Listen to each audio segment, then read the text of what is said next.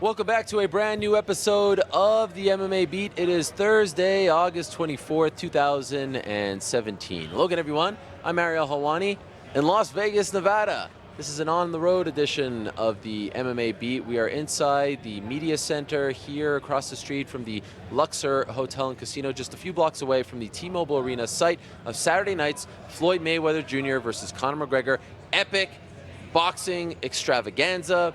This is called Radio Row, what you see behind us.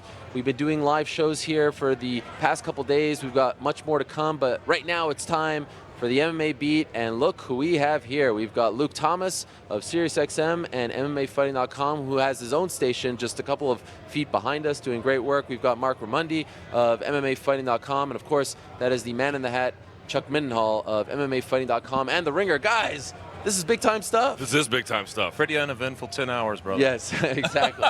Oh, boy. 1 hour sleep doing the beat. I wouldn't want to be anywhere else but here. And you had here. Baroni and Bonner getting shirtless over here. That was sort of the precursor to what I was... Yeah, it really was. Yes. In the end, that'll probably not even rank in your top 10. That's right. That's right. Luke, will you be flexing during this episode? That's what everyone wants to see. I'm hungover and have diarrhea. I will be doing none of that. Perfect I'm way to sitting start. next to him. Okay, so yesterday was Wednesday. Thursday, I feel like the closer we get to the fight, I feel like the buzz is building. But let's, for the viewers at home, set the scene, because we on the beat, and Mark, you and I throughout the tour, we've kind of been anticipating this moment. We're finally here, essentially 48 hours away. How would you describe the buzz now that you're feeling it and entrenched in it? It's a little bit different than the Pacquiao one, because remember, that was a melding of two worlds, too. That was HBO and Showtime, and that was Top Rank and Golden Boy, well, to an extent, Golden Boy anyway. And so that felt like a meeting of the worlds. This one is a much more of a carnival relative to that one. The buzz is huge, man. I mean, as soon as you go off the plane, you see signage. Cab driver, talk to me immediately. I'm staying in the MGM, and it's like every hour that passes, piles of humanity are pulling in here. It's just that this Floyd is very different than the one that fought Pacquiao. This one feels like much more elder statesman Floyd, a lot less abrasive Floyd. In fact, Conor's picking up the abrasive nature here, or the role anyway, and he just sort of seems very chill and mellow about the whole thing in an unnerving kind of way. How about you, Mark?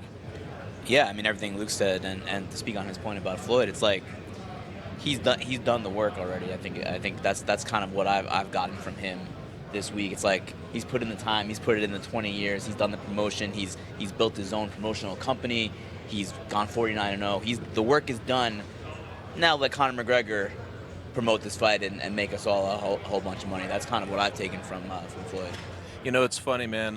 Coming in here, we've seen the sea of Irishmen that descend on this town when McGregor is fighting a typical MMA star. But this is one of the situations where it feels like so far Floyd's home turf. That's the weirdest part for me. Is even at that press conference, and I know that was a pretty subdued affair. It wasn't like this. They let all the public in and it turned into this crazy event, but. You could see it there a little bit, like when Floyd would speak, there was this reverence of maybe 100 people smattered applause. And in general, I feel like you're getting you're seeing a little bit about what he means to this town, more so just being on the ground here in the lead up to this fight. Yeah. I'm sure a lot of that'll change come fight night when the Irishmen and everybody are here, but so far that's one of the things I've noticed. To piggyback on your point, Mark, the juxtaposition between Conor's demeanor and Floyd's demeanor, I think, is very interesting, because I feel like Conor, to a degree, is trying to make this personal. You know, recently, a couple weeks ago at the Open Media Day workouts, he was talking about, like, this guy's a rat. Look what he's done, you know, in his private life and things like that. Like, he's gone there. And Floyd just pretty much has this smile on his face throughout, like, I'm about to take all your money, and I don't really have to do it. This is my last one, and I'm going to walk away with 200 million, 150 million. You get that sense? Like, Conor is actually trying to make this into a grudge match, and Floyd just isn't interested in taking the bait. And to me, I don't know if it's disappointing, but there's something lacking between the dynamic there. This is very different than Mayweather-Pacquiao. You guys might not remember this, but I remember after the fight, they held the press conference. They took down some of the ring ropes, and then they had Floyd sit right behind the ring, or right in front of the ring, I should say, and then the media talked to him there. And he actually berated the media there. He berated them. Like, you thought Pacquiao was going to win for 7 years. And he went down the line calling out boxing reporters. You picked him, and you picked him, and you said this, and you said that. Very observant, by the way. And he was kind of, not angry, but like sticking it to him a little bit. And this time it's exactly the opposite. But Conor's the one who's having his noodle arm stuff made fun of. And, and essentially his chances generally totally demeaned. And so he's got a little bit of that Tupac me against the world vibe all the time. And now it's kind of true. It is him kind of against this sort of collective understanding about what's going to happen. You know, at that press conference I was just talking about, I don't know who it was, but there was obviously some boxing writers or boxing faction behind me, and each time he would speak confidently about, you know, what he was going to do, you could hear them audibly laughing. And I thought that was sort of interesting because I'm like, wow, this is just, now we're at the naked moment where it's like it's going to, you know, we're going to see that sort of disrespect towards him without apology. We're at finally that moment. So it feels in that way like that moment of truth finally descending on us here. What a strange feeling to have where one person is being totally written off by a large segment of the population, including the people who really know the sports well, and have it be a fight of this magnitude. It's crazy that people are going to spend a good amount of money. A lot of people are going to spend a lot of money on this fight, and many people who know both sports think, well, McGregor has just no shot of winning. It's crazy that the fight is this big, and the disparity in people's minds is that vast. Small sample size. My brother's a big sports fan, doesn't watch combat sports. I said, are you going to order? He says, I have to, but I just hope it doesn't suck. Like, I feel like people feel like they have to take part in the spectacle, but they're all kind of doing it with one eye closed. Mm-hmm. They don't believe that this will amount to anything that it will be worth their while. What's that old saying about, like, you know, what's the saddest words in the, you know, English? And it's like, what party? If you weren't invited to the party, that's right. Everybody's feeling towards this fight. That's a great point. You know what I mean? They're like, I don't want to not see something historic if it happens. And the best part about the promotion for them, there's no competition, right? It's not like people could be like, oh, there's a great college football game on Saturday night.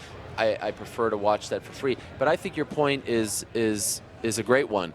It's so interesting to talk. Like, when I talk to Conor or John Kavanagh or Owen Roddy, they believe they're going to do this. 100%. Right?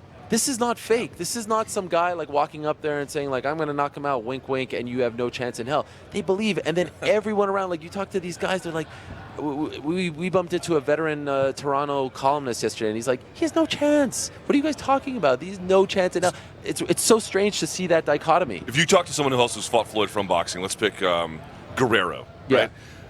You go back and watch what Guerrero said prior to that fight, and I think it was one where Floyd had gotten out of jail, if I'm not mistaken. Okay, yeah. And Guerrero's like, I'm going to rise to the occasion. You know, I'm going to finally do it. But there was a sort of resignation about it all because he sort of knew that he knew that he was outmatched. He just thought maybe on that night I could get lucky.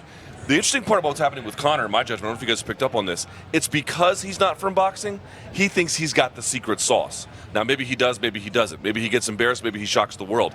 But the reasons why many people are writing him off are the very reasons why he has confidence, because he finally feels like, A, Floyd's older, but because I don't follow your rules, I don't follow your patterns, I'm the guy to break the code.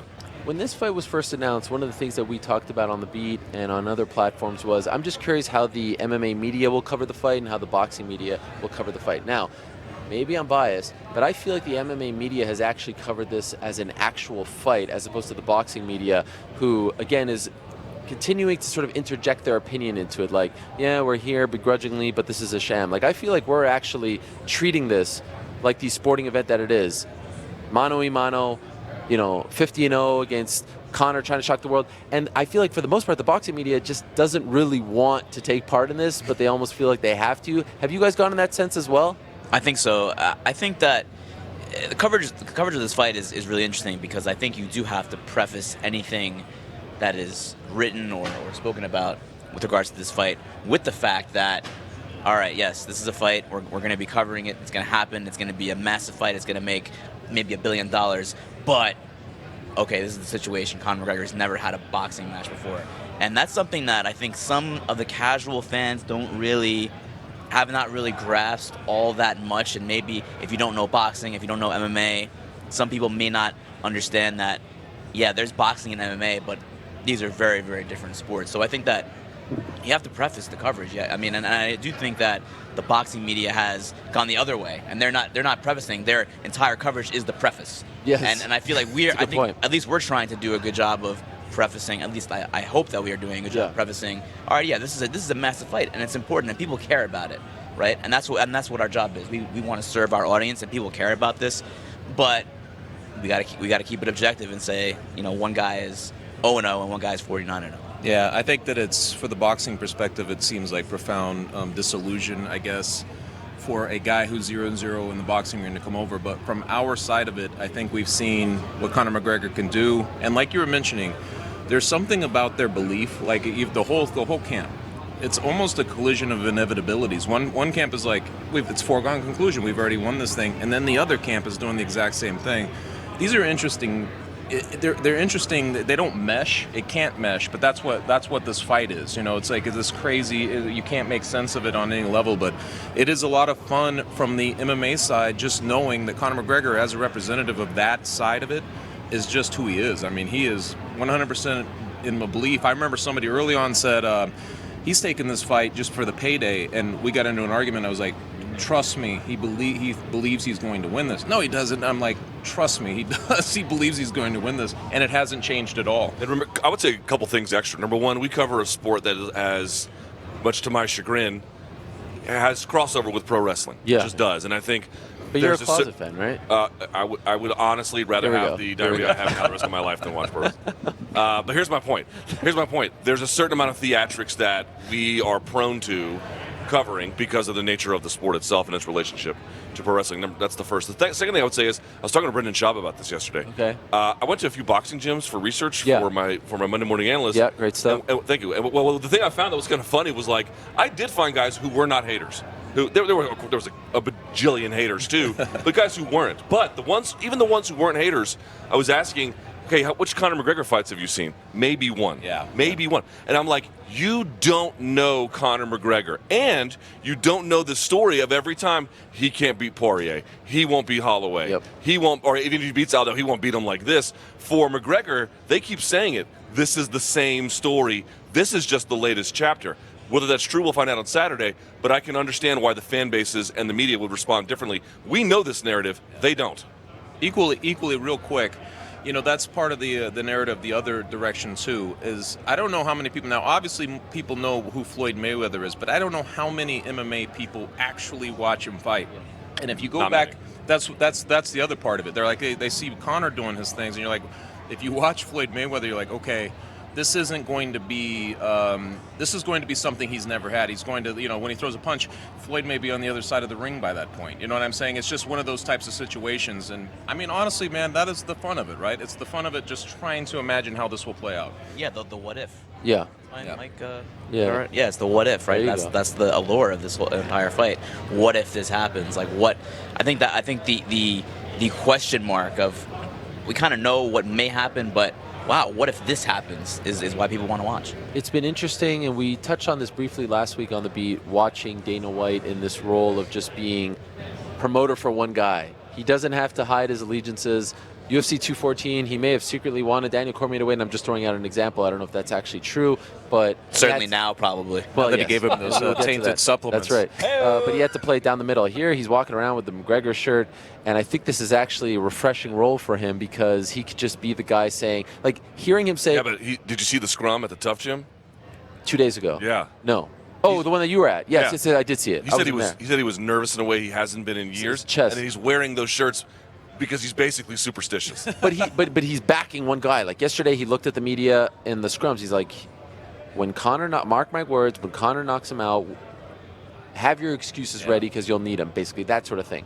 And so, what I'm wondering is, what do you guys think of the way Dana, like his role in all of this? Do you feel like he has done a good job in being the Aram to his Pacquiao? Do you feel like he's done a good, like, do you feel like he is adding to the promotion? I do feel like he's smart to wear that New England. Well, he was wearing the New England shirt and he willed them to a Super Bowl victory. Yeah. I guess is what he's basically saying. But he also said, didn't he say that he'd play backup for Yes. Tom Brady? So, in a weird way, plays into this whole thing.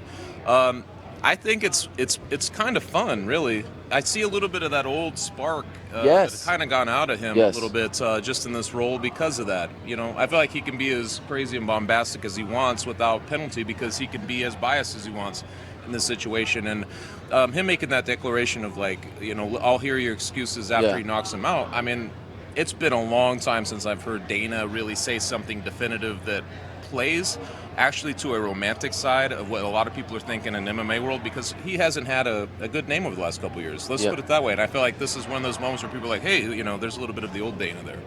I feel like he's energized, right? I think even during the World Tour, I feel like he was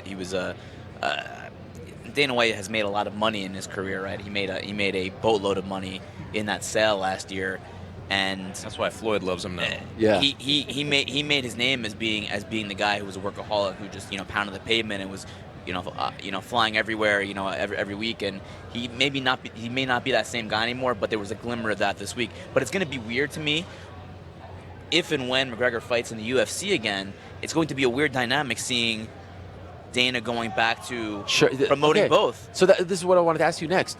Great point. Because Just real quickly, the other thing is, just very fast. Yeah. Dana needs somebody to insult.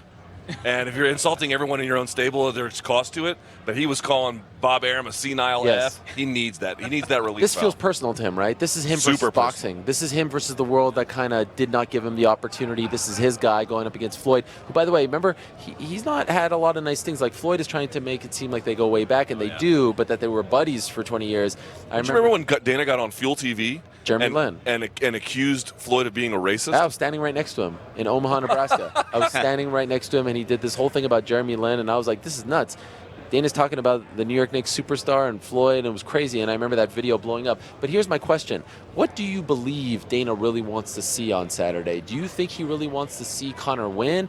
Do you think he wants to see Conor hang in there and then come back with an L? Because, let's be honest, and this will eventually lead into Jon Jones, there's not a lot going on right now. They need Conor. They need him badly. And people continue to believe that if Conor wins, he may never come back.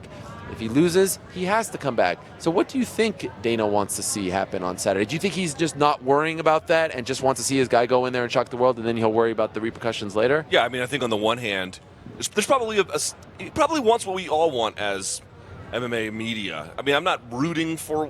I mean, it would be terrible if Floyd stopped Conor. I feel like that would just be like Terrible real, for who? For the life, community? humanity. Yeah, I mean, a guy like that. I mean, it would be like the ultimate bad guys always win kind of thing. Okay. But here's my point. We've talked about this before. If Conor loses, but loses in a way where he can save face, maybe he knocks Floyd down, maybe he, really does something pretty spectacular, I think Dana would take it, Or if Conor does go out there and shock the world, would that imperil his ability to do UFC? On the one hand, in the short term, yes, but what an image boost for the sport. Yeah. You don't think he would take that to every newspaper, every television camera, everybody with a phone and say, look at what our guys did to them. Okay. Wow, what a PR boost that would be. It would certainly be, like Luke said, it would be a PR boost and an ego boost for Dana, because, like you said, he is the guy that was in boxing for a long time, never really made it in boxing the way that he probably wanted to, and to have an MMA fighter, a sport that he really brought to the mainstream, beat boxing in something as epic as this, it would be gigantic. But I feel like in the long term, he does not want McGregor to win this fight in the first round by KO, because then it would just be, what would it do for his future business in the UFC? I mean, I don't know if McGregor goes back after this fight, no matter what happens. If he knocks Floyd Mayweather out in the first round, he's probably almost certainly not going back to the UFC. You don't think so? You don't think really they just say, we need disagree. you? I think they need him. I don't know if they have a choice. I think they would, if he does that, I think what they would do is, and he even said at the scrum, they would basically change the way they pay him, so that you would lose the argument he makes more in boxing. No, you'll make the same here. They would have to rip up everything that they do as far as fighter contracts. I mean, he would need he's already getting, obviously, benefits that other fighters don't get, but this would have to be a completely new pay structure if they were to match what he could possibly make in boxing. You're going to doubt Conor McGregregor's ability to tear up structures? Absolutely not. Errol Marper money. Absolutely This not. is one of those classic, somebody's winning some bets and they start to hedge and they say, okay, wait, now what's the perfect scenario now to kind of get everything just right? I feel like Dana's in that position. I've been kind of thinking, like, what would be the perfect scenario so the UFC looks good and so Dana looks good, so Conor looks good? I don't know what that is exactly. This is one of those things, like, what you hope is there's no controversy with the scoring if it goes that far. We know how the fight game works. There could be any amount of chaos that intervenes in this thing that makes either a rematch or some kind of dissatisfaction where there's no resolution really, and then these things just become very complicated at that point, especially for a big money fight. I think that the best thing that could happen is it's a competitive fight somehow, whatever that means. If it's where Conor starts early and he takes a few early rounds and then fades down the stretch, maybe that's the way it goes. If he hurts him at some point, that would be the type of thing that people would remember. You know what I mean? He's going to get out of that okay, but I don't know in terms of what happens. That's the big question. You know, if he's able to knock out Floyd Mayweather, the world changes. I mean, he becomes a bigger name in fighting than probably we've seen. Mike Tyson at least, but you can. I think you could legit say Muhammad Ali. You're not going to say he's out there doing things outside of the octagon, but in terms of what he's accomplished inside of it, he's going to be right there with those names, and that's not even hyperbole anymore. I have to say that I got some goosebumps yesterday because you know, you're trying to enjoy the moment, but you're also trying to appreciate like the historical significance. And again, I think that if Conor wins, all the buildup gets magnified, right? Like the way people will remember it. Books will be written about this moment and all that stuff. And this is starting to feel a lot more like martial arts versus boxing. And when Conor said this is Bruce Lee shit and posed that way as opposed to doing the traditional, he knew what he is representing. And even John Kavanagh on Monday saying, like, we're not going to go in there as a boxer. We're going in there as martial artists to try to figure out this guy because no boxer has ever done it before. Have you guys sensed that as the fight goes on, even Conor's biggest detractors are kind of saying, like, that's like a very big name fighter who's not a big Conor fan told me on Monday, he's like, I freaking hate this guy, but that's our sport. That's our guy. I have to root for him. That's who, like, that's us. That's MMA. Do you get that sense as well from the community that slowly but surely everyone in our community, the MMA community, his biggest rivals, detractors, are eventually just going to warm up to him come Saturday and be like, come on, do it for MMA? I don't know. I don't know that I'm getting. You don't get that sense, I really? I'll certainly get it from the fan base. Certainly get it from Brendan Schaub. I mean, 49-1, that guy That's is. right. I get it from the fighters. Do you? Gilbert Melendez, I mean, he's part of the scrap pack. He said it himself, hell yeah, I'm going for him. I got it from some of the trainers. I mean, I kind of felt like it always falls on tribal lines, you know? You go to the boxing gyms, Floyd's going to wipe the, you know. Yeah, beat it him feels up. like that. And you go to MMA one side, but I don't know that it's become, to your question, maybe you guys have a different perception. I don't know that it's become more crystallized in this week. What do you guys think? You have save for maybe like Mr. Contrarian himself, Nate Diaz, who was on a podcast earlier, and he was just basically saying, like, look, don't think that I'm taking the UFC side on this. He was very clear on that perspective, and he was also very quick to be very rational and give Conor McGregor an actual chance in the fight, which is always fascinating when you listen to Nate Diaz and his line of reasoning and how he gets there. But on whole, I feel like I'm seeing a lot of what you're seeing. The people I've talked to, especially within the fans, are pretty divided in this. It's a territorial thing a little bit, even though obviously it's happening in a boxing ring, but the fighters too, seeing it that way. I have seen that. I've seen MMA fighters who you would not normally think are rooting for Conor McGregor actually, popping up on social media. And I mean, just remember when this fight was announced, Dustin Poirier coming out there and being like, good job. But also for the money. I think a lot of guys are like, damn, he got paid, But I think especially for the fighters. Yes, that's one thing I'm seeing too. One of the interesting things I took away from yesterday's press conference was, and I've seen this on message boards, but it was weird to see, not weird, of course it makes sense when you think about it, but it was interesting to see Conor echo the sentiment. They were asked, what's Floyd going to do? And yada, yada. He's like, I've taken a shin to the face. You ever taken a shin to the face? Like, if I've taken a shin to the face, what is it that you think you're going to do that's going to be worse than that? And, we don't allow 10 counts where we come from. We dribble heads off the mat. Like, there's a certain amount, not merely of pride about his differences, but that there's a clear belief it's superior. There's a clear belief it's superior. Like, that's you box. Okay, that's not nothing, but this is fighting. There's actually been a debate online. I saw Josh Gross and Nate Quarry debating, is boxing fighting or is boxing is something to be distinct? And this whole situation has, I think, at least raised that debate. Who was saying what, by the way, in that debate? I think... Which stance was Quarry? I don't want to speak for him, but if I recall correctly, I could be wrong about this, Nate, so don't get mad. I think it was Josh Gross who was saying boxing is fighting, and that I think Nate was saying boxing is... Not that it's not tough, but it's not the same thing. Okay. I could be wrong. Now, this show's called the MMA Beat. It's a play on words, but in essence, from day one, it's our version of the sports reporters. At least that's what I would like for it to be. And so this may be inside baseball to some fans who just want to hear predictions, but for me, this stuff fascinates me. This is our first, I mean, I know you've covered him before, but like on the whole, the MMA community, like this is our first time covering Floyd, right? He's coming into our world. I know you have. This is, in my judgment, the biggest MMA fight ever. If you think about it, in a way. Explain. It's a boxing fight, right? I mean, they're not going to fight MMA, but like, it's as MMA media. We've never been a part of anything. What was the one in George St. Pierre in Toronto? UFC 129. Yeah. That was just a big attendance. Yeah. There wasn't this. This is completely different. This is such another level. Dude, they bring the MMA Hour on the road. Shit, You know. it's a big time. Jake, How about Jake the MMA Shields Beat? Jake Shields is a different kind of B-side. Yes, that's true. It's MMA adjacent.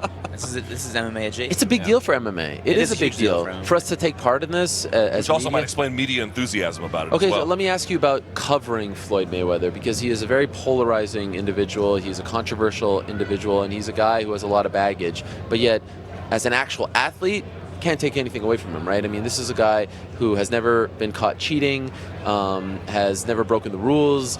He's undefeated.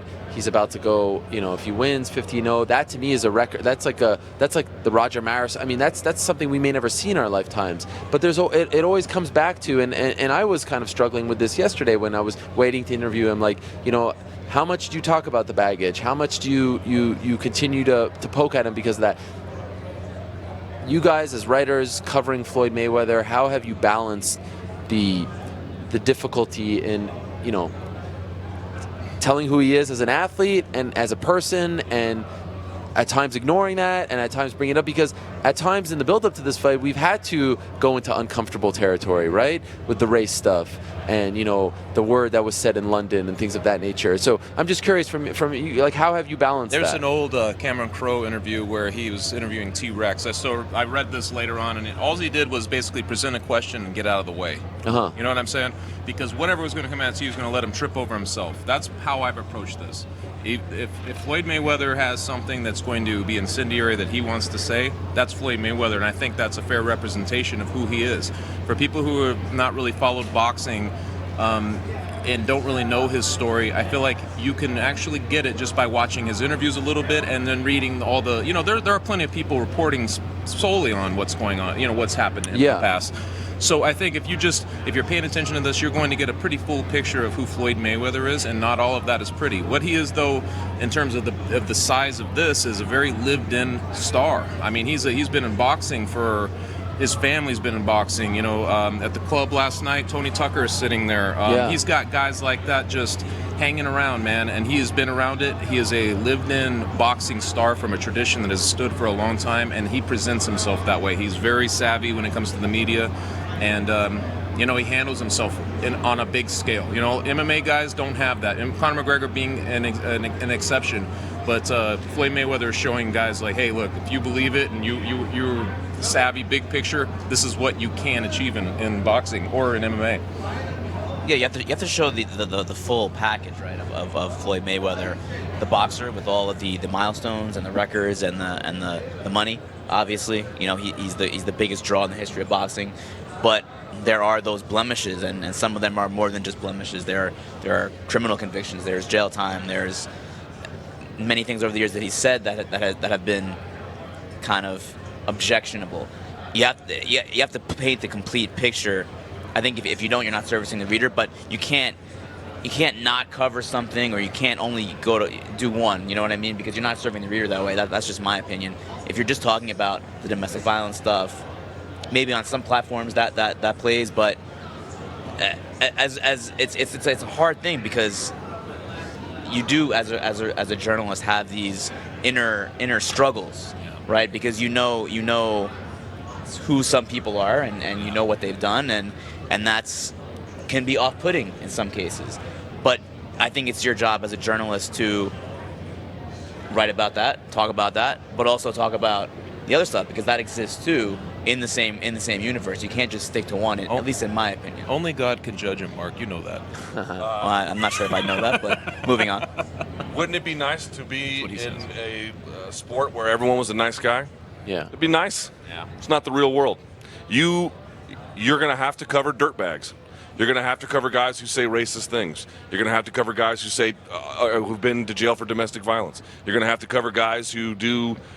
In this sport, in boxing and MMA, look, I don't want to generalize, because you can get people who do crazy, awful things from any walk of life, but you get a lot of guys who are rough around the edges. You get a lot of guys who come from broken homes. You get a lot of guys who've literally been to prison. You know what I mean? Literally. Yeah. And some of those are, maybe some of those guys are the better ones in some ways. But the point being is, every day in this sport, if you want to, you can turn over a rock and find worms. At some point, you just have to reconcile the fact that you don't have to like the fact that there are worms. You don't have to stop acknowledging that there are worms, but those worms aren't going away. This is how it is. There are going to be terrible people in combat sports forever. You don't have the luxury to say, I'm going to cover the nice ones who were Boy Scouts. You got to cover all of them. As Mark said, you got to tell the whole story. But if you want to be in this sport and you want to be in boxing, you have to tell the story, including some of these guys are awesome at what they do. And there's a psychology to this sport, like you're mentioning, that basically there's resurrections in play at all times, right? Like there's people who are coming up from ridiculous circumstances, and they get very lost because they get lost in the shuffle with the guys who are just bad guys. There are some of those, and there are some guys who had bad runs, and now they've turned their lives around. People love that edge to the sport. I feel like that's one of these, and now I'm not saying that people love misogyny or any of that sort of thing, but people love that there are redemption stories in there, that there are people who elevate beyond their circumstances. Nobody's really looking for a typical hero in this sport. This is just not the sport for if you want like a very clean-cut guy. We've seen plenty of. There's only one GSP. That's what I'm saying. There's not many guys. Even Brian Stann. You watch him afterwards, and you think like, man, this guy. How is he not? Like John Anacoy says, the greatest living American. I mean, how he's not perceived by that like on everybody. The bottom line is, he's a very nice guy. We like having our emotions played with. I think complex. The game is complex. To understand it, to really love it, you ask all the time, what do I love about this? When you see guys get hurt, things like that, there's a lot going on in the sport. So it's psychological. It's like there's so much psychology in play, and this particular setting is just it's crazy because it carries all of that. It carries all of that element to it. And one more thing about this. Look, there are some people that are so turned off by Floyd, that including in media, that they want nothing to do with him. Daniel Roberts over at Deadspin has written extensively about Floyd's domestic abuse problems and does not want to cover his fight. I completely understand that. I have no problems with that. That is an absolute moral choice he is making as sort of semi-media. I mean, he's not exactly roving press, but I think that's a totally defensible stance. But I just mean, if you're in our position, you see this in the military too. I was in the military. You see guys who come from fucked up backgrounds, man. And I just feel like, number one, Floyd's a bit different because he's 40 and he's sort of like irredeemable. But you see a lot of guys who are like 20, 25. At 25, I'm glad people weren't examining my life. I was doing, I don't know, but I wasn't going to jail for domestic violence, but probably making a lot of bad choices in my life. So you just have to kind of live with it a little bit. This is such a fascinating discussion. You guys are doing great, and it's a perfect segue, actually, to our next topic as we move along to the subject that broke on Tuesday. So it just seems like every time we think Jon Jones may have turned the corner, he returns at UFC 214, 3 weeks ago, looks phenomenal, defeats Daniel Cormier, tells us he's back, he's clean, he's going to get back on track, he's going to make up for lost time. He's going to regain his crown of being the best ever, and I think all of us agree that he is the best ever, if not number 2. And then we find out that he failed a drug test prior to UFC 214 on weigh-in day. And yesterday, I was doing the MMA Hour, and I was like, innocent until proven guilty, and I believe that. And I do believe that everyone, the system, as we've talked about plenty of times on the show, is somewhat flawed. You come out with a provisional suspension, and then, everyone gets an opinion, and then you have to kind of fight to prove your innocence. But how many times does he get that benefit of the doubt? Has he sort of exhausted all his free passes? I mean, when you go back to the DUI, the first one, right? When it kind of, like he said, I'm never going to get into an accident. Is this when he wrapped the Bentley around the telephone that's pole? like 2013. And then you talk about, the cocaine incident. And I know he didn't get punished, and that was kind of a mistake for it getting out, but it still got out. And then it comes out about, the hit and run, and then the drag racing incident, and then, of course, what happened at 200, and now this. Do you get the sense that he has exhausted? Like, is there no turning back from this now? Because they're saying it was a supplement. They're going to test the B sample. They believe his team that he is 100% innocent. But this is not Daniel Cormier testing positive, right? This is a guy with a lot of baggage. Mark, what do you think? Start us off on Jon Jones. It's such it's still hard to digest. The whole Jon Jones saga is. I thought we were in a new place, and maybe I'm maybe I'm naive. After UFC 214, I really thought that we were going to see that redemption story that we were all hoping for with Jon Jones. But I still really do believe, though, with the USADA situation, it is innocent until proven guilty, and I do want to hear all the facts. I want to hear all the facts of this case.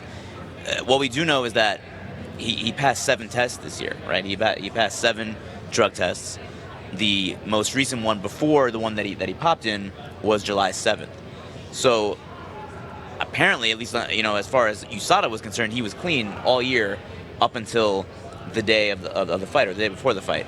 And that is the test that everyone knows is coming, right? That's the one you can almost guarantee. Not the random, not the out of competition, but you're going to get tested in competition. You're going to get tested on fight night.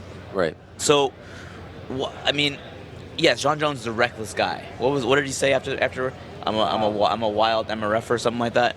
But after talking all this about steroids and about being offended about Cormier saying he was on steroids, to take something in between that out of competition test and fight night that was gonna pop as a steroid, it blows my mind. I want to believe that it was a tainted supplement. I don't know. I'm still not ready to wrap my brain around this yet. It's almost as if he can't escape the original shadow of hypocrisy that he started, because going back to when he was the pasture son and everything that he was against, I remember him telling me very specifically, like, he would never do an ad for like Budweiser. He would never do that sort of thing because of his image and things. And just to get to where we're at now, where we're like, hey, that's strike 4, that's strike 5. I mean, you know what I mean? Like, you're already gone. It's really crazy. I agree that you have to let this thing play out. It just seems egregious given the eggshells that he was already on. I mean, he was already coming into this fight. We sat, I think, last week basically talking about how he really couldn't have played more perfect for him, because the UFC needed this star to come back. It was thawing between him and Dana. You know what I mean? Like, he made it definitive with Daniel Cormier.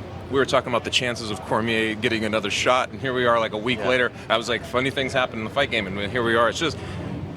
It's really hard to wrap your mind around. I hope I don't even, that's the wrong way to say it. You hope from their defense that they've got something to their story, because if not, you're looking at potentially the end of Jon Jones. I mean, you're looking at this guy. 4 years. And I mean, that would be, I was talking to Luke about this yesterday, it would probably stand as the greatest spiral we'll see in this sport. I don't know how you could get worse than that, in terms of a guy who's at that level, of the greatest of all time, spiraling out of control like that. I mean, look, let's say we got perfect information about the scenario tomorrow. We got all the information we had to get, and maybe that looks like every negative thing you think about Jon Jones is true. Or maybe you get all the perfect information and he turns out that he's just a guy with, bad risk management, but maybe a lot of bad luck. Maybe he was set up. I don't know what to think about him anymore. Is he a cheater? I don't know. Is he a good guy? I really don't know who he is, to be honest. And I think he's not about to answer you if you ask him. Yeah, well, that's right. I mean, sure. You don't have to look, and he doesn't owe me anything. He doesn't owe anyone else anything. Can I just add on for one quick second? And sure. Please finish your point. Ronda Rousey was really criticized for not talking to the media when she returned at UFC 207.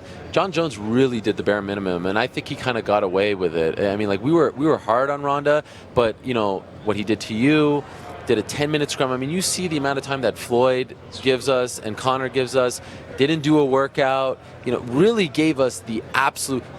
How many times? I can't even tell you how many times I asked to do an interview with him, and I know others did as well. And he didn't want to do it, and he didn't want to do it after the fight as well. He really got away. Like, it should have been. I'm back. A lot of you have been covering me. The door, I think, should have been opened a little more. And now here we are, and I think the media, look, we're not blasting him. We're not saying that, you're a cheater and you're a disgrace. We're not saying what a lot of fighters and fans are saying. And looking back, I actually feel like we were very soft on him.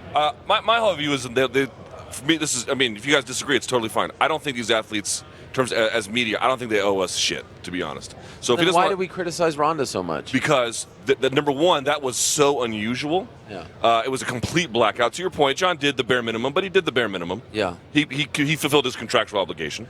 And the other part was that it looked weird because it felt like Ronda was covering for something. But if she had won, it'd have been like, all right, I get it. She just went up there and she got smoked. Jon looked awesome. He looked amazing. So fine. You don't want to talk to me? All right, I'll just talk to everyone else. I mean, it's fine. I don't really care. But this is my point. I don't know who the guy is. I really don't know who he is. But I feel like there's, at this stage now, after what happened on Friday, even if there is mitigating or even exonerating circumstances, I feel like, at least among the community and in the fan base, there is going to be a certain amount of doubt and suspicion fully baked in at this point. I don't think full redemption is possible anymore. And here's the issue with the supplement alibi, if we want to call it that. Again, important to note that his suspension last year for 1 year from USADA was not due to the fact that they said you took a steroid. It's due to the fact that he was reckless, and they stressed that point. To do that again, to take a supplement that would have something like this in it, reckless is a thing. Reckless is an offense. You know what I mean? So, like, you can't just keep saying, like, a 2-year offense if they find that would be a 2-year offense. You know, your body is your temple. You're the Ferrari, and what are you putting in there? Yeah. I mean, God forbid it's a sex pill again. Imagine how much money? I mean, honestly, like, he could have been one of the top earners in MMA history, and this guy had just throw it away. I mean, it's crazy to me. You see what Connor's doing? Yeah. John could have had this too. Yeah. The guys, talking to a couple boxing guys last night, the one guy that they were talking about was Jon Jones. I think that's one guy that people can look at from the other side and be like, wow, what a stud. You know, this guy, that's the guy from the MMA side that I would watch out for. And you realize in hearing that just how reverent people are, boxing people, fight people who watch this guy, and just the fact that he just can't get out of his own way and doesn't really evaluate. I think that's what's crazy is just, like you said, if he's, knowing where he's at, just being reckless with his own career in the sense of, like, he doesn't think about consequences on some level that the rest of us would, especially in a guy in that position. He's got great coaches around him. He does have good mentor people around him, but for some reason, Jon Jones just can't heed, what's going on with those guys. It's crazy that someone who is such a genius in one facet of their life to the point where they're one of the I'm getting a little choked up talking about this, this Jon Jones situation. He's brilliant. He's he's the best ever at what he does, and yet in the other side of his life, he's such a disaster. Even if this comes back that it was the tainted supplement, whatever, all the things put together, it's crazy to me that someone could be that level of genius and brilliant and everything, all-time great, and be. I don't know if this will resonate. I'll say this is why Conor McGregor deserves some credit. Yeah. Look at how well he manages his life. Yeah. He is as talented as Jon as a fighter. Maybe we'll see on Saturday if he knocks out Floyd. Jesus Christ, that'd be amazing. But certainly in managing his affairs, wow, he is really gifted, I don't know if this will resonate with you guys, and I give credit to Phil Baroni for kind of bringing it up first to me yesterday, but I just watched last week the 30 for 30 on Darryl Strawberry and Doc Gooden, and this is the carbon copy story. I mean, those guys were incredible stars with all the talent in the world, and they kept messing up and messing up and messing up, and they win the World Series, and Doc is, doing drugs and doesn't go to the parade, and they continue to mess up, and they go into rehab, and then they leave, and they mess up, and Strawberry gets cancer, and then he continues to, it's really amazing, like, to see someone with that kind of talent, again, even if it was a supplement, a tainted supplement, to not go through all the proper steps, it's mind-blowing to watch. It really is. This is the other part. It's escalating. Yeah. It is escalating because at first it was wrapping the Bentley around the telephone pole, drag racing, DUI, cocaine. Then it turned into something USADA got attention on. But if you go back into your point, if you look at it, it was a recklessness issue according to USADA. Yeah. And correct me if I'm wrong, Mark, those substances he took by themselves are not performance enhancing. They were non-specified. They were specified substances, correct? Correct. That there are substances that you would take in addition as an accompaniment to right, an but by themselves, by themselves, not necessarily. And now it's turinabol. That's a non-specified substance. That is a higher degree of potential offense. We'll see what the mitigating circumstances are than the last one. Each one keeps getting worse. It's shocking. And you don't even know how Daniel Cormier can stomach all this. I talked to him a couple weeks ago, and then I talked to him on Monday, and I said to him, I was like, "You're back. I hear it in your voice. You're back. You're out of the shadows. The dark clouds are gone." Like, he was happy again. He was going on vacation with his family. He was going to Hawaii, and then he gets this news. How do you process this? The one thing I do know is when Jon was stripped and Cormier won, everyone called him a paper champ. All the messages I'm seeing, That's the real champ. Something about him crying and the way he lost, and now this happening again, it feels like Cormier wins. And I know he doesn't want to win this way, and he's probably very confused, and he doesn't know what to think, and I thought his statement was very classy, as expected. But it's weird. The fans' connection to him seems to have changed. Have you guys noticed that? They now want to get behind him. They now want to say, you know what? You were kind of annoying talking about this guy being a cheater for all that time, and you were like holier than thou. But maybe you were right. Maybe you were right at the end of the day. That's the impression that I'm getting. Are you guys feeling that as well? Yeah, I do get that. And we talked a little bit about this before. I think that some guys, for whatever reason, whatever happens in a build-up to a fight and then the aftermath, we might have an idea of them that goes back 10 years, but it can change over that one weekend just given the circumstances and how they present themselves. And that was one of those situations. It's never been that Daniel Cormier is not a likable guy or anything like that, but for whatever reason, he hasn't gotten over to the crowd, and maybe it's because he hadn't beaten Jon Jones. I don't know what it is, but he certainly came out of this one as a story that you pay attention to, and your heart really goes out to him as a humanizing moment for a lot of people, I think, to see how that went down. And what a strange thing, man, that suddenly he's not 0-2, but possibly a no contest that suddenly opens the door for something down the line. And you never know, like, who knows? But he may, you never know if he gets that again, if Jon Jones is able to come back. But it's crazy that door could open for him again. All those times that Daniel Cormier said leading up to the second Jones fight that he felt like Jones was on steroids the first time, and writing those stories and seeing the social media engagement and what people were saying, oh, it's excuses, stop whining, Daniel, that's BS, you're just looking for a reason why you lost, you're trying to find, rationalize it. I think Jones also tweet what's your also excuse the same thing. And now when this happened a few days ago, I feel like maybe fans are like, oh, wait, hold on.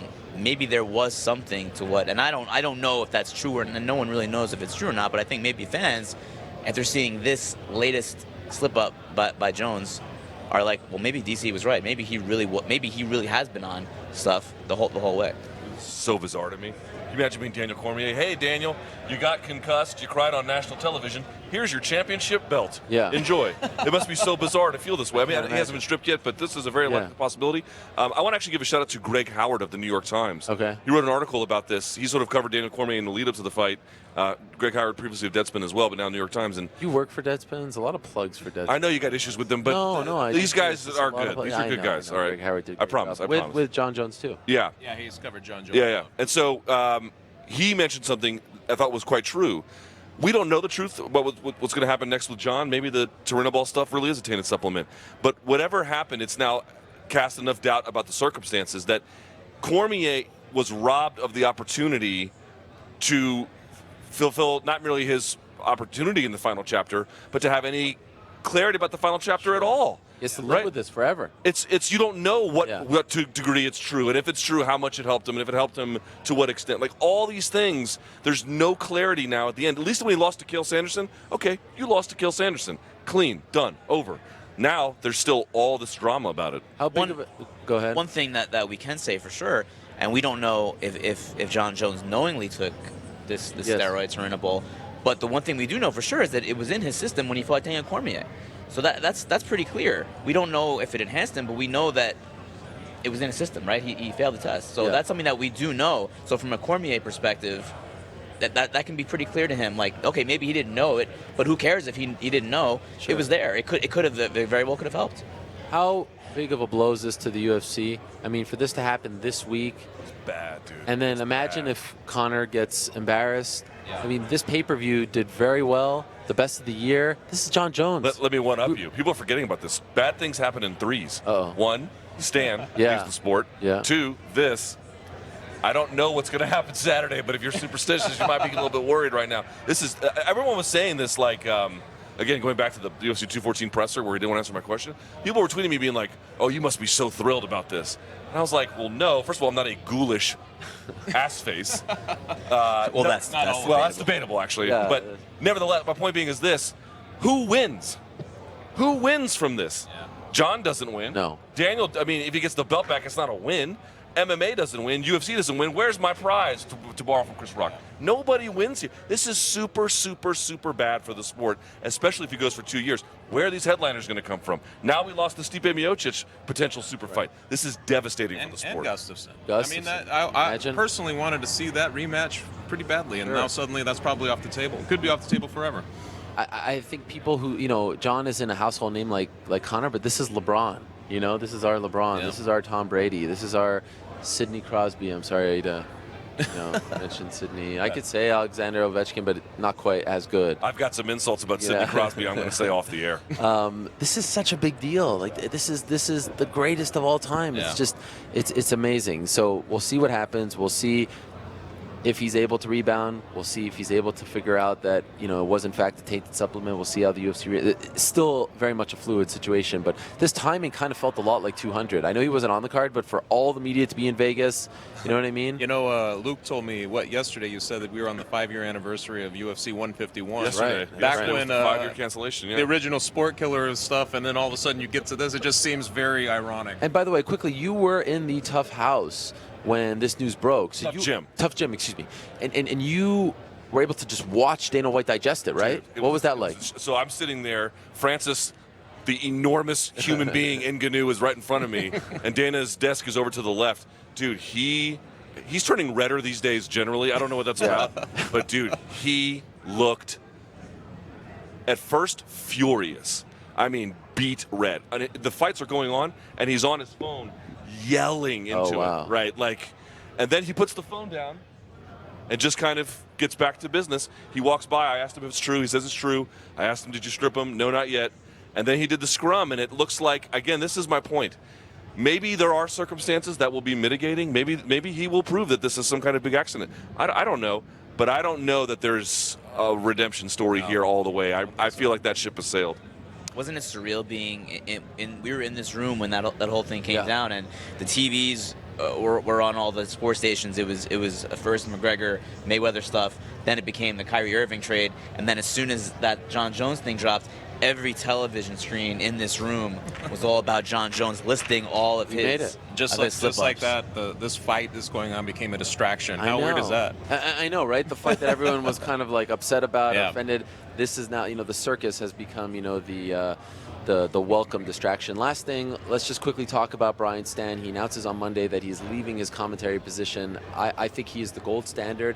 I think perhaps even more important, he raised the bar. He taught us what it meant to be a professional UFC analyst. And what I mean by that is, and this is no knock on Joe Rogan. Joe Rogan is a pioneer, what he did. And he opened the door to a lot of people to understand the sport and was a standard bearer. But for Stann to come in, the professional that he is, and go the extra mile and talk to every fighter on the card and to teach us about who these guys are. I mean, I think that from a product perspective, from an ambassador perspective, from a face of the company perspective, a guy you could get behind, and maybe in hindsight they didn't use him enough. I think that this is a gigantic blow to the company. What do you think? Oh, 100%. And you know, it's funny just watching his career, his whole career. Like, obviously, I didn't know who he was before he got in MMA.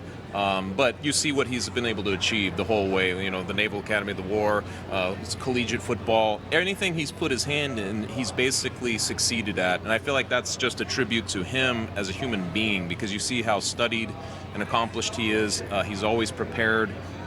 He worked what was that thing we were talking about? Like, he worked 2 shows in a row. Yeah, the Gaethje and card in 2013. right. Flawlessly. And if that doesn't tell you everything about that guy, I don't know what possibly can. That is such a difficult thing to pull off, and he was able to do it.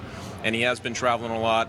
He's always bringing it. It's one of those things you look at and you think, you're glad that you had him in our niche area for as long as you did, because you realize that the guy's a little bit bigger. Honestly, if we're really, he's bigger than the sport. When people talk about him and his, the presidency and all this, it's funny that you can't really be like, hey, that's, you get good luck with that. There's actually a party that's like, maybe, I want to get behind that guy, right? Yeah. Without a doubt. It's a loss for the UFC on so many different levels, because, like you said, he's an ambassador. He's a guy that can really be a face for the sport. He's someone that, if Dana White steps away, Brian Stann. Right. I mean, why couldn't Brian Stann be the president of the He's UFC? too honest. Yeah, maybe. We need good liars at the top. Maybe Brian Stann could do anything. He can do anything. That's what I'm saying. Who wouldn't as a company, who would not want that person being the face of your company.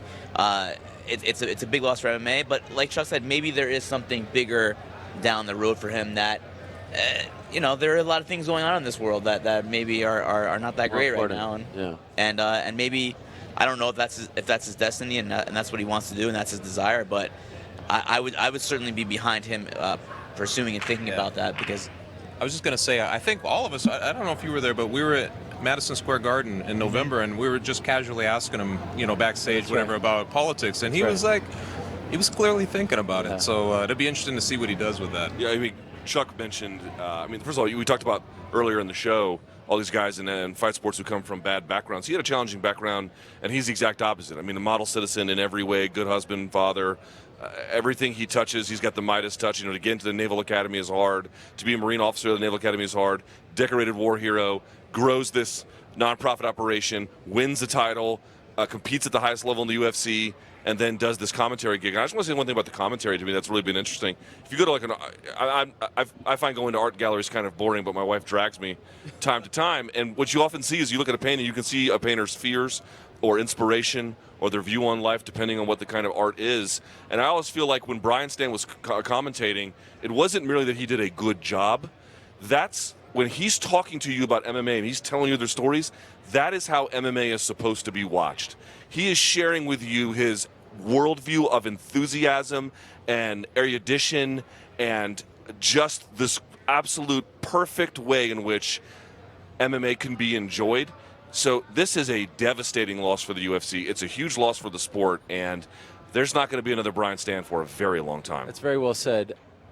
I should note that the UFC is in good hands, and one of the great things that they've done over the years is develop broadcasters, in particular the analysts, Rogan, Randy Couture, Dominic Cruz is fantastic, Daniel Cormier doing a great job. So they're in good hands. Oh, by the way, Dan Hardy doing a great job and getting a lot of shine this week as well.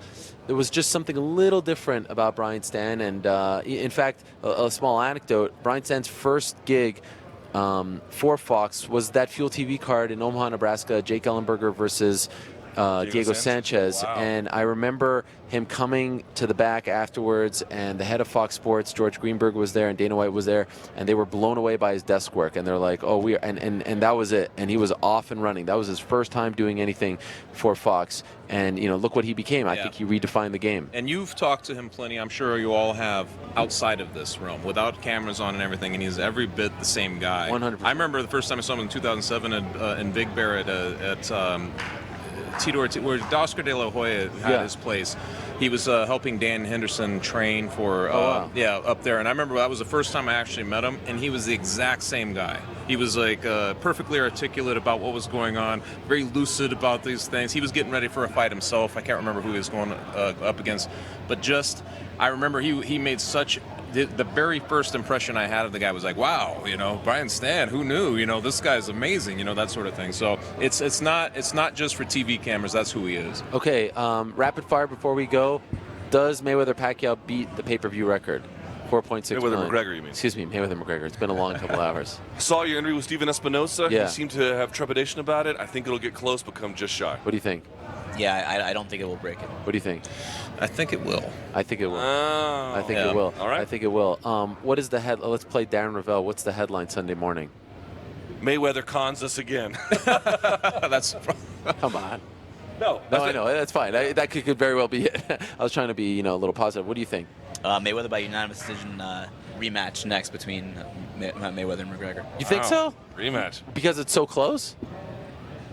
man. Maybe. Okay. I don't know. What do you think? That was anticlimactic for a former New York Post guy. I thought you were going to have like this crazy. I had no cool pun headline. I'm sorry.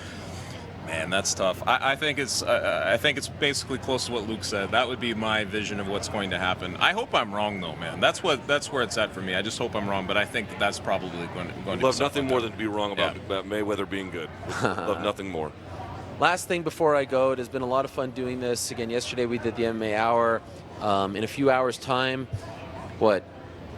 My mind doesn't work. I think it's in 4 hours. Yes, in 4 hours, 3 p.m. Pacific, 6 p.m. East Coast time. We'll be back for another on-the-road edition of the MMA Hour, so stay tuned for that. We're back tomorrow for our final on-the-road edition of the MMA Hour. That's at 1 p.m. Eastern to 3 p.m. Eastern right before the weigh-ins.